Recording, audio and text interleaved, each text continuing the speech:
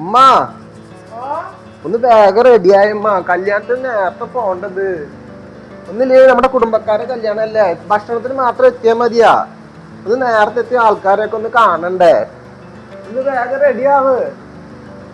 ഇതേ മോനെ വരുന്നേ, എനിക്ക് 2 മിനിറ്റ് തന്നെ ഉള്ളൂ. അതേ കുളി കഴിഞ്ഞ് കാലത്ത് എനിക്ക് ചായ ഉണ്ടാക്കി കടി ഉണ്ടാക്കും. ഒരു പട്ട പാനിയ കിടക്കണൂടെ. നിനക്ക് വേഗം ഉമ്മാന്ന് വിളിച്ചാൽ പോരാ. നിന്നെ പോലെ വേഗം പാന്റ് ഷർട്ട് മാറിയിട്ട് ഉമ്മാക്ക് വരാൻ പറ്റുമോ? ഉമ്മയുടെ പണികളൊക്കെ ഒന്ന് കഴിയട്ടെ. പുക സമയമൊന്നും ആയിട്ടില്ലല്ലേ, പെൺകുട്ടിയുടെ കല്യാണല്ലേ. അപ്പോഴേക്ക് എത്താം. നമുക്ക് ഒരു ഇട്ടിട്ട് പോയാൽ അതേ പാട്ടിലേക്ക് എടുക്കൂ. ഇനി കുറച്ച് മീൻ പൊരിക്കാനുണ്ട്, പൊരിച്ചിട്ട് ഇപ്പൊ വരാം. 2 മിനിറ്റ് ഒന്ന് വേഗം നോക്കുമ്പോ ഉച്ചക്ക് പോയാൽ ശരിയാവില്ല. അതാ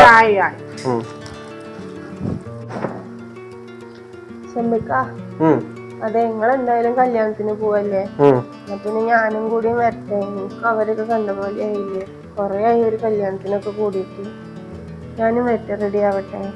ഓ, നിന്നിപ്പോ കല്യാണത്തിന് കൊണ്ടുപോകാനാണ്. ഇപ്പൊ ഞാനും ഉമ്മയും പോയിട്ട് വന്നോളാം. അതിനിപ്പോ എന്താ പ്രശ്നോ? ഇവിടെ അടുത്ത് തന്നെ അല്ലേ, പോരാത്ത നമ്മുടെ കുടുംബക്കാരൻ. നിന്നെ കൊണ്ടുപോയി നിനക്ക് ആരും അറിയില്ല. ഞാനും ഉമ്മയാണെങ്കിൽ വേഗം പോയി ഭക്ഷണം കഴിച്ചിട്ട് നേരെ ഇങ്ങോട്ട് പോന്നോളാം. ഇല്ല, ഞാനും വരാം, കൊറേ ആയി. അതിന്റെ ആവശ്യമില്ല, നീ പറഞ്ഞത് കേൾക്ക്. ഇവിടെ കുറെ കാര്യങ്ങളില്ല, അതൊക്കെ നോക്കിയിരിക്കേ.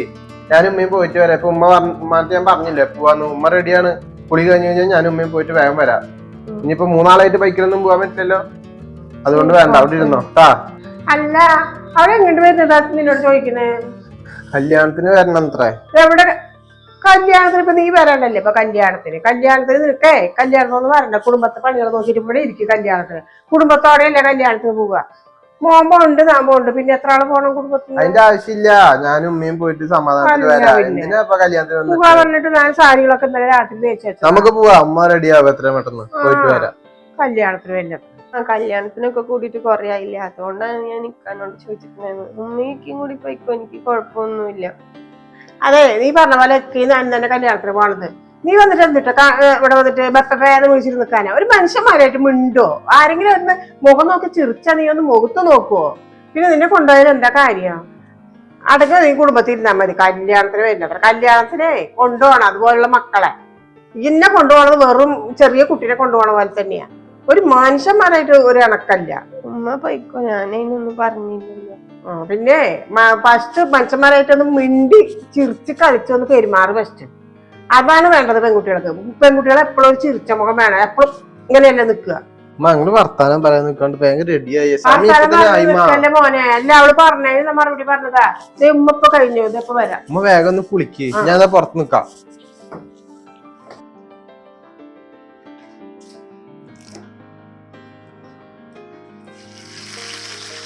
മീനും കൂടി ഒന്ന് പൊരിച്ചു കഴിഞ്ഞ പണി കഴിഞ്ഞു.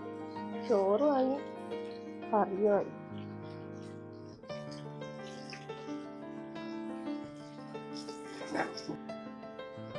മീനൊക്കെ ഒന്ന് ഉണ്ടാക്കിക്കണം, പിന്നീട് ഇരിക്കാനും. ചോറും കറിയൊന്നും കഴിക്കാനും തോന്നുന്നില്ല. എന്നാലും അവരൊക്കെ ബിരിയാണി കഴിച്ചിട്ട് വരികയല്ലേ, എനിക്കൊന്ന് കഴിച്ചിട്ട് വരാൻ പറഞ്ഞാലോ. വിളിച്ചു നോക്കി നോക്കാല്ലേ. ഫോൺ എവിടെ വെച്ച്? കരിഞ്ഞു നോക്കോ?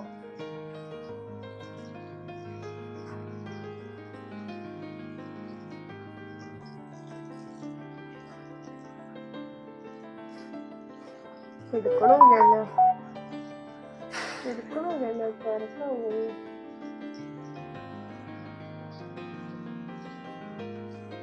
ചിലപ്പോ ഒക്കെ മേടിച്ചിട്ട് വരികയായിരിക്കും. ഇന്നലെ അവര് കഴിച്ചിട്ട് വരികയെന്നല്ലേ. നമുക്ക് ഈ മീൻ പൊഴിച്ചിട്ട് കുറച്ചു നേരം ഇരിക്കാം.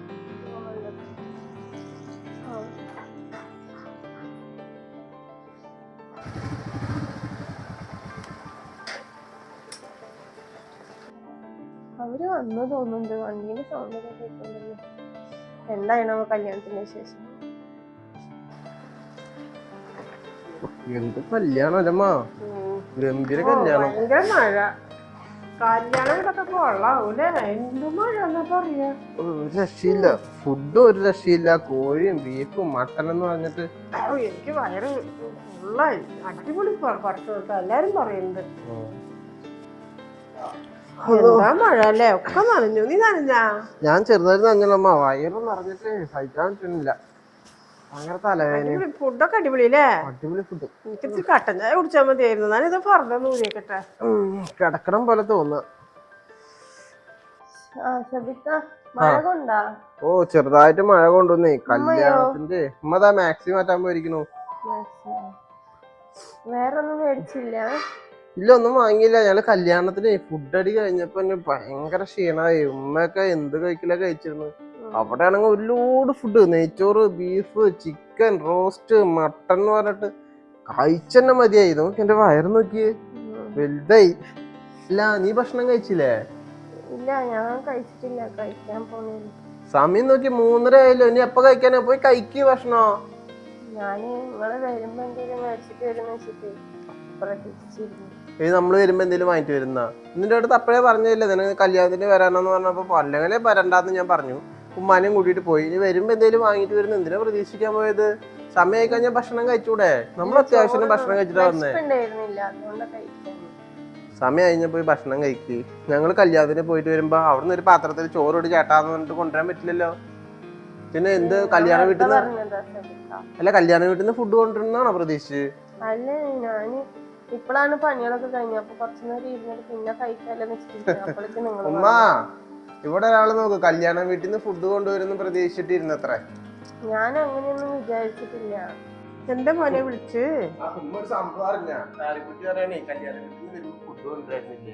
നല്ല കഥയായല്ലോ. കല്യാണ വീട്ടിൽ നിന്ന് ചോറ് കൊണ്ടുവന്നില്ല എന്നാ? കല്യാണ വീട്ടിൽ നിന്ന് ചോറ് കൊണ്ടുവന്നില്ല. എന്തായാലും നിങ്ങള് കഴിച്ചിട്ട് വരുന്നുണ്ടല്ലോ. എനിക്ക് എന്തെങ്കിലും കൊതിച്ചു വേണോ നീ? ഒരു കല്യാണത്തിനൊക്കെ പോയാൽ അവിടെ നിന്ന് ചോറ് ആരെങ്കിലും കൊണ്ടുവരുവോ? അവിടെ നിന്ന് കൊണ്ടുവരാനൊന്നും ഞാൻ ഉദ്ദേശിച്ചിട്ടില്ലമ്മ. നിങ്ങള് കഴിച്ചിട്ട് വരുന്ന സ്ഥിതിക്ക് എനിക്ക് എന്തെങ്കിലും മേടിച്ചിട്ട് വരുന്ന വിചാരിച്ചു. ഒരു ബിരിയാണി എന്താ വില? 150 ഉറുപ്പ്യാണ്. അങ്ങനെയാണെങ്കിൽ നമുക്ക് ഞായറാഴ്ച ബിരിയാണി വെച്ചൂടെ? കല്യാണ വീട്ടിൽ പോയത്ര ബിരിയാണി വാങ്ങിച്ചിട്ട് വരുന്നു വിചാരിച്ചത്. എന്തൊരു പെൺകുട്ടി ഈ ലോകത്തൊന്നും ഇല്ലേ? ഇന്ന് കാലത്ത് ഇങ്ങനെയൊക്കെ ഉണ്ടാവോ? അല്ല, ഇവിടെ നീ ഏട്ട കൂട്ടാൻ വെച്ചതും ഏട്ട പൊരിച്ചതും എല്ലാം ഉണ്ട്. അപ്പൊ അതെടുത്ത് കഴിച്ചൂടെ? അല്ലെങ്കിൽ അത് നാശമായിട്ട് കഞ്ഞി വളർത്തി കൊട്ടണ്ടേ ചോറ്? 1 കിലോ അരി എന്താ വില? 60-70 ഉറുപ്പ്യാണ് 1 കിലോ കുറുവരിക്ക് വില. ഇതൊക്കെ വെറുതെ വരുവോ? അപ്പൊ അതെടുത്ത് കഴിക്കുക. എനിക്കും തലവേദന എടുക്കുന്നുണ്ട്. പോയിട്ട് ഇത്തിരി കട്ടൻ ചായ വെച്ചേ. ഭയങ്കര തലവേദന. ആ ബിരിയാണി ഭയങ്കര ഇതായിട്ട് കഴിച്ചില്ലേ എനിക്ക്. പക്ഷെ അടിപൊളി ബിരിയാണി ഇട്ട പോലെ. എന്നിട്ട് കുട്ടനാ എന്താ പേര് ആ ബീഫ് ബിരിയാണിക്ക്? കുട്ടൻ. നല്ല അടിപൊളി കുട്ടനാട് കുട്ടൻ ബീഫാണ്. ബീഫാ എന്താ പറഞ്ഞു ഒരു.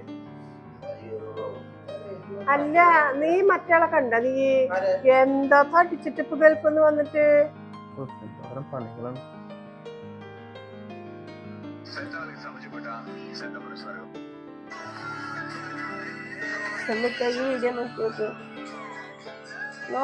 അതിനല്ലേ ഇപ്പൊ സമയം വീഡിയോ നോക്കാൻ? ഇങ്ങനെ മിണ്ടാണ്ടിരുന്നേ. കൊറേ കാര്യങ്ങളുണ്ട് എന്തായാലും വീഡിയോ നോക്കാനല്ല.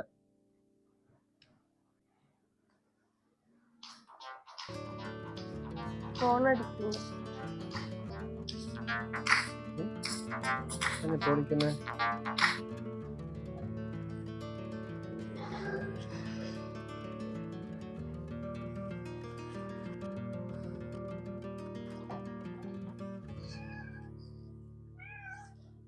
ഹലോ. നീ എന്തിനാ ഇപ്പൊ വിളിച്ചേ? ഞാൻ വീട്ടിലെന്നുള്ള കാര്യം അറിയില്ല നിനക്ക്? ഞാൻ പറഞ്ഞിട്ടില്ലേ വീട്ടിലുള്ള സമയത്ത് വിളിക്കരുതെന്ന്? തൊട്ടടുത്ത് വൈഫ് ഉണ്ടായിരുന്നു. അവരെങ്ങനെ അറിഞ്ഞ പിന്നെ അത് മതി. അതാ ഞാൻ പറഞ്ഞു വീട്ടിലുള്ള സമയത്ത് വിളിക്കരുത്. അവൻ ജോലിക്കും കാര്യങ്ങൾക്കൊക്കെ പുറത്തിറങ്ങുമ്പോൾ വിളിക്കാലോ. ഇല്ല. എത്ര രൂപയാ? 2000? ഞാനിപ്പോ അയക്കാം. ശരി.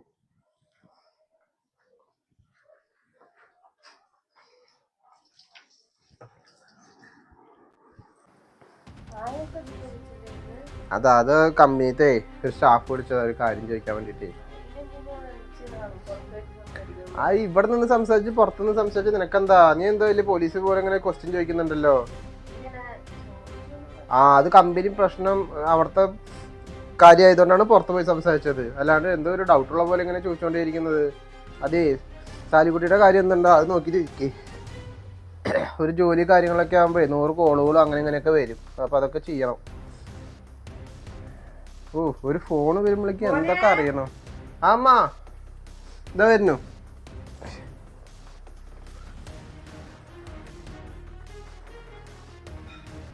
ആരാ വിളിച്ചു എന്ന് ചോദിച്ചാലും കൂടെ പറഞ്ഞില്ല. നെസറിയോ? ഏത് നെസറിയോ?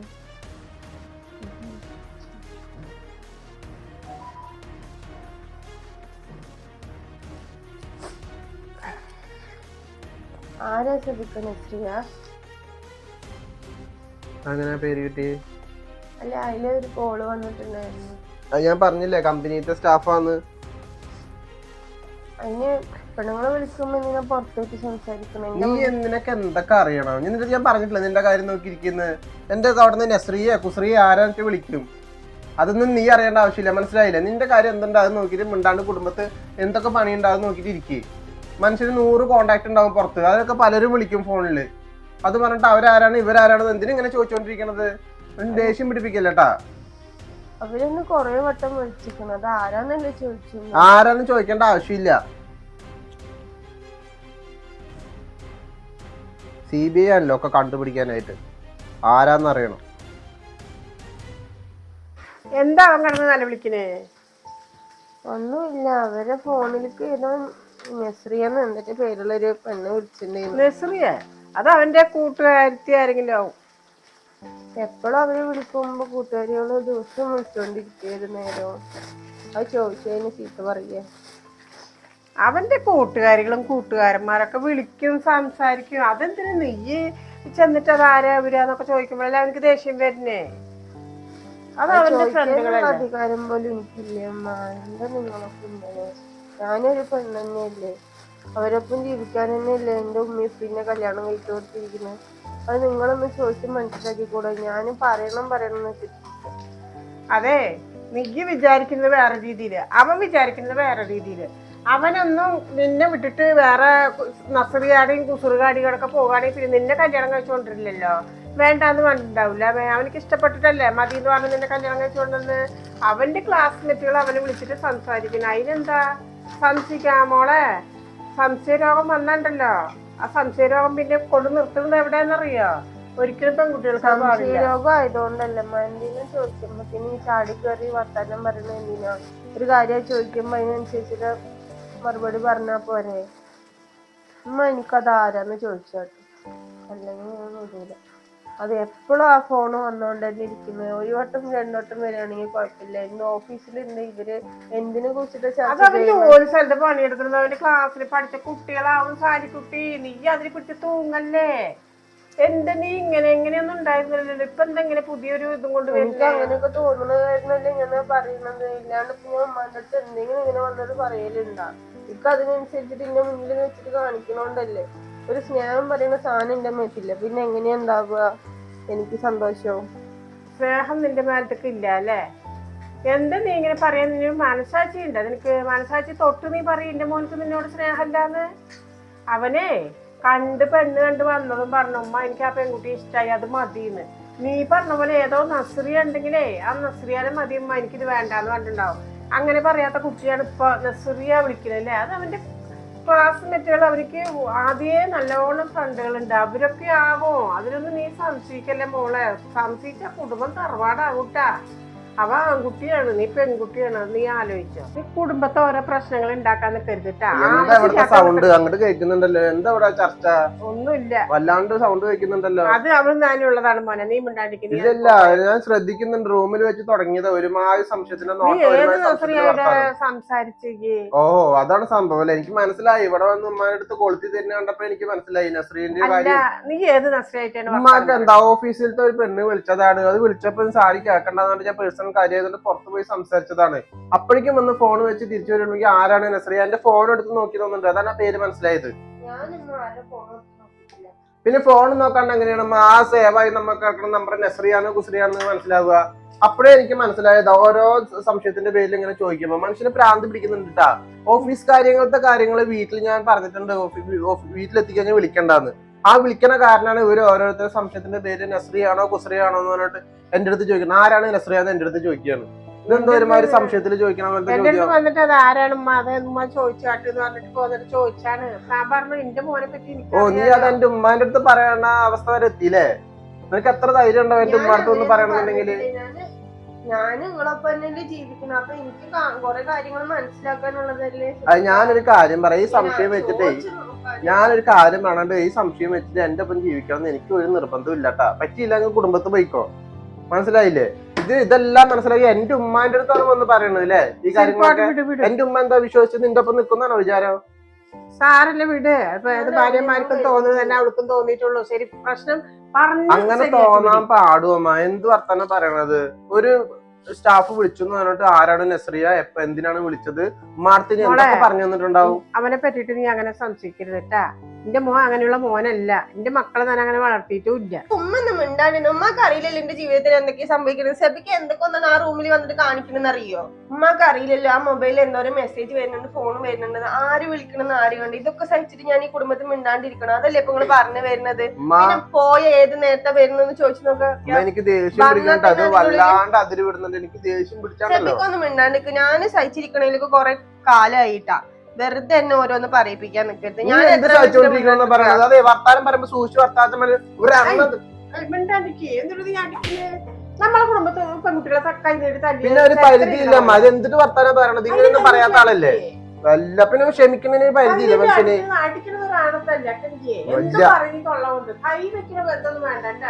അതെ, എന്നെ സംശയിച്ചിട്ട് ഈ കുടുംബത്തിൽ ആരും ഇരിക്കണ്ട. ആരും വീട്ടിലേക്ക് പറഞ്ഞേ.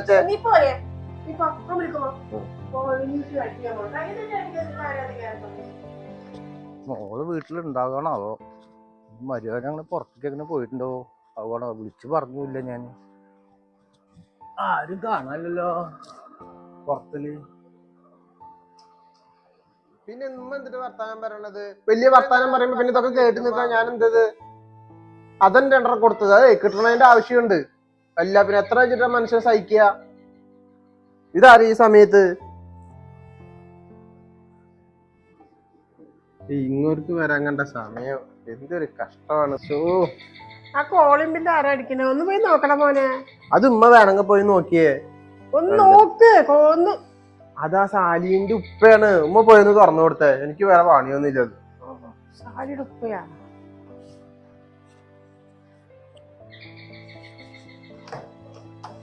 അസ്സലാമലൈക്കും.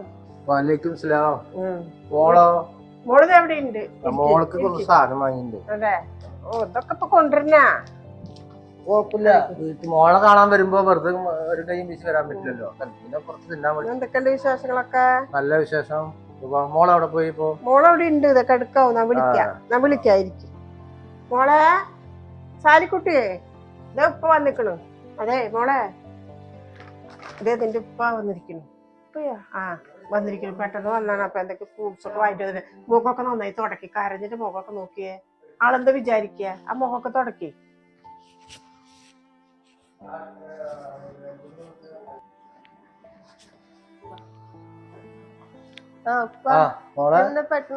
പെട്ടെന്ന് മോളെ കാണണമെന്ന് തോന്നി. മോള് ഇരിക്കുന്ന സുഖല്ലേ? അവർക്കൊക്കെ സുഖം.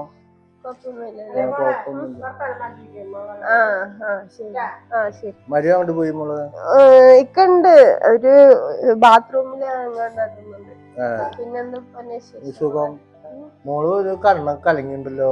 ഇല്ലപ്പ അതിപ്പൊക്കെ തോന്നുന്നതാ. ഞാൻ നിങ്ങള് പുറത്തേക്ക് ഇങ്ങനെ അകത്തേക്ക് വരുമ്പോ മരിയന്റെ നല്ല സൗണ്ട് കേട്ടിരുന്നല്ലോ. അതവര് എന്ന് വർത്താനം പറയായിരുന്നു ഉമ്മാനെ. വേറെ കുഴപ്പമൊന്നുമില്ലല്ലോ മോൾക്ക്? മോള് എന്തുണ്ടെങ്കിലും മനസ്സിൽ വെക്കണ്ട. എന്തുണ്ടെങ്കിലും മോള് എന്നോട് പറയുക.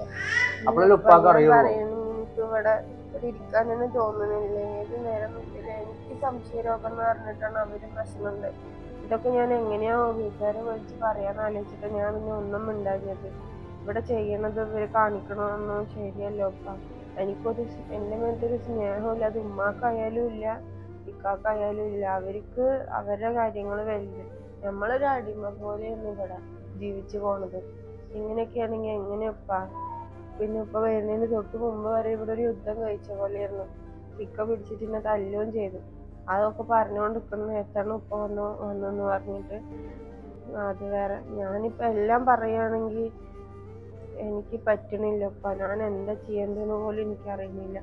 ഇതൊന്നും ആരെ മുന്നിലും കാണിക്കാത്ത പോലെ, ഒന്നും സംഭവിക്കാത്ത പോലെ ഇപ്പൊ ഉമ്മ വന്ന് നിൽക്കും. ഇപ്പൊ വേണമെങ്കിൽ നോക്കിക്കോ. എന്തൊക്കെ മോള് പറഞ്ഞോണ്ടിരിക്കുന്നത്? ഇങ്ങനൊക്കെ സംഭവം നടന്നുള്ളത് എനിക്കൊരു വാക്ക് വിളിച്ചു പറയുന്നില്ല. ഇപ്പോ ഇതൊക്കെ മനസ്സിൽ വെച്ചിട്ട് ഇങ്ങനെ ഇരുന്നിട്ട് കാര്യം ഉപ്പാട് വിളിച്ച് പറഞ്ഞിട്ടുണ്ടെങ്കിൽ കാര്യങ്ങൾ ഞാൻ സോൾവ് ആക്കും. ഇങ്ങനെ നീ അടിമപ്പണി ചെയ്തിട്ടും ഇവിടെ ജീവിക്കാനോ അവര് ആട്ടും തുപ്പും കൊണ്ട് ജീവിക്കാനാണോ നീ ഇവിടെ ഒന്ന് കുടുംബത്തിൽ ഇവിടെ കഴിയുന്നത്? നിനക്കെന്താ അവിടെ ആരും ഇല്ല എന്നാണോ വിചാരിച്ചിരിക്കുന്നത്? നീ അവിടെ എല്ലാവരും ഉണ്ട് നിനക്ക് വേണ്ടി കാത്തിരിക്കുന്നു. ഇവിടെ അടിമപ്പണി ചെയ്യാനേ ഞാൻ ഇവിടെ മോളെ വേറെ വാടകയ്ക്ക് കൊണ്ടുവന്നിട്ട് ഇവിടെ കല്യാണം കഴിച്ചു കൊടുത്തില്ല. സ്വന്തം മോളാണ് അത്, വേറെ മോളെ കൊണ്ടുവന്നിട്ട് ഇവിടെ കല്യാണം കഴിച്ചു കൊടുത്തില്ല. അത് അടിമപ്പണി ചെയ്യിപ്പിക്കാൻ എനിക്ക് ചില സമയത്ത് മെച്ചലോ നടക്കും തോന്നിപ്പോയിട്ടുണ്ട്. പിന്നെ ഞാൻ നിങ്ങളുടെ മുഖമൊക്കെ ആലോചിച്ചിട്ടാണ് തെറ്റ് പോലും ചെയ്യരുതെന്ന് ഞാൻ വിചാരിച്ചോണ്ടിരുന്നത്. അതെ, ഇങ്ങനത്തെ ഒരു ചിന്ത വെച്ചിട്ട് നീ വീട്ടിൽ നിൽക്കണ്ടാ. നീ പുറപ്പെട്ടാ നമുക്ക് പോവാം. എന്താണ് പ്രശ്നം? എന്താ പ്രശ്നം? എന്റെ മോളെ കൊണ്ട് ഇവിടെ അടിമപ്പണി ചെയ്യാനും ഓരോ ചീത്ത പറയാനൊക്കെ തല്ലാനൊക്കെ നിങ്ങൾ നിങ്ങളെ മോളെ പണി ചെയ്ത് എന്തൊട്ട് പ്രശ്നം പറയേ? ഇത്ര നേരം നന്നായിരുന്നില്ല നിങ്ങള്? എന്തൊരു പ്രശ്നം പറയുന്ന എന്താ പെട്ടെന്ന് ഇതായി? എന്താ പറ്റി ഒന്ന് പറയിപ്പിക്കണ്ട നിങ്ങൾ. ഇതൊക്കെ മോളെ നിന്നോട് പറഞ്ഞപ്പോഴാണ് ഞാൻ അറിഞ്ഞത്.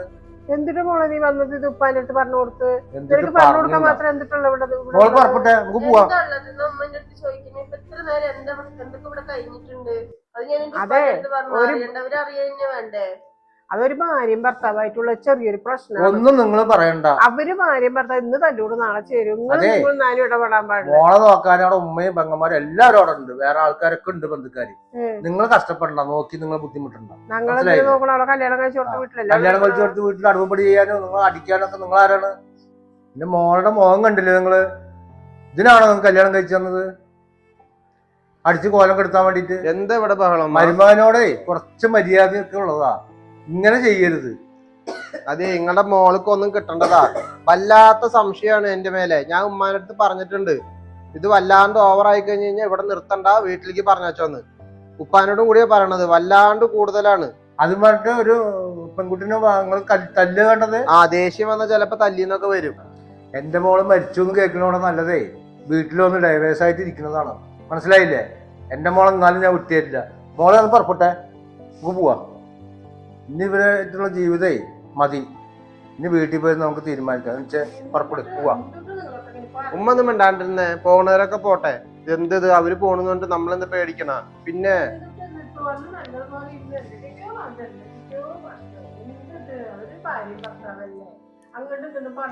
നിങ്ങളോട് ഇനി ഒന്നും സംസാരിക്കാറില്ല. ഒക്കെ ഞാൻ കേട്ടതൊക്കെ ഞാൻ മനസ്സിലായി. മോളെ കാണാൻ വന്ന തന്നെയാ. മോളുടെ വിഷമൊക്കെ കേട്ടപ്പോ എനിക്ക് വയറ് നിറഞ്ഞു. അങ്ങനെ ഒരു വെള്ളം പോലും ഞാൻ കുടിച്ചിട്ടില്ല. പോരെ, ഇനിയൊക്കെ നമുക്ക് വേറെ കാര്യങ്ങളൊക്കെ വീട് നമുക്ക് തീരുമാനിക്കാം.